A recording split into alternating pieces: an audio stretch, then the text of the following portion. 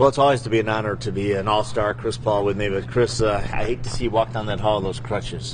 How disappointing is it that you can't play in this game, and when do you get those things out of here and start playing again? It's very disappointing, but it's still great to be a part of All-Star Weekend. You know, to be voted in by the coaches and to be an All-Star is a huge honor. A lot of guys play in the NBA for many years and never have that opportunity. What was it like? I know you were injured and you kept playing through the injury, then you got hurt again, stepping over by a cameraman on the sidelines.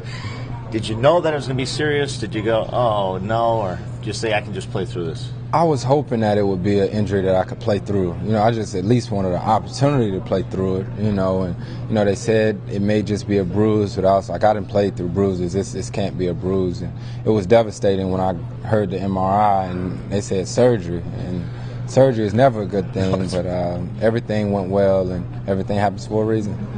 What about your team? You know, it started out with high expectations. Byron Scott was let go.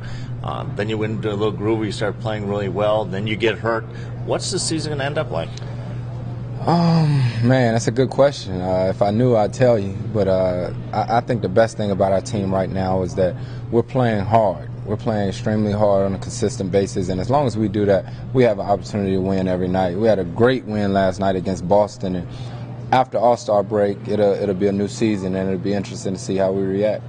You look at that division; it's so tough. San Antonio, it's the toughest Houston, division in professional sports. New Orleans, then all of a sudden Memphis. Well, now Memphis is playing like a playoff team. How difficult is that night in and night out in that division? It's very difficult because one thing you know about the NBA, any division team, you play them 4 times.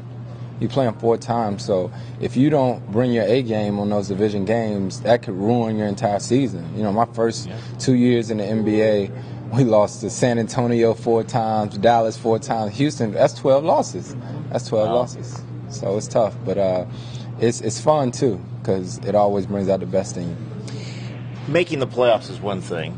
Having home court is another. You've been to the Western Conference Finals. I mean, how far can this team go if they do make the playoffs? I think really the sky's the limit for our team because we've played great on some nights and we've played bad on some nights. But one thing about us, if we get it clicking on all the right cylinders, we have all the pieces. We have the scorers in myself, D. West, Pager. We have a pretty good bench. We have Mac in the inside. So teams know that if we get going, we're pretty dangerous. You and David West look like they're going to be perennial all-stars every year. Now you're on crutches. He's not here. How's he taking it? He's fine. He's fine. D. West would much rather take the vacation, you know, go back home with his family for a little while. But he's fine. He knows he's an all-star. Our team knows he's an all-star, and I think that's the most important thing. Being in New Orleans, what did it mean to have the Saints win the Super Bowl? Unbelievable. You would have had a good time down there. I'm trying to tell you. I mean, it's been crazy. The best thing to happen in New Orleans, maybe ever, you know, because everyone, that night after the Super Bowl, I actually had to go outside. I had to go outside in New Orleans on my crutches and just see what all was going on and see all the strangers, people that don't know each other, high-fiving, just celebrating how much it meant to the city.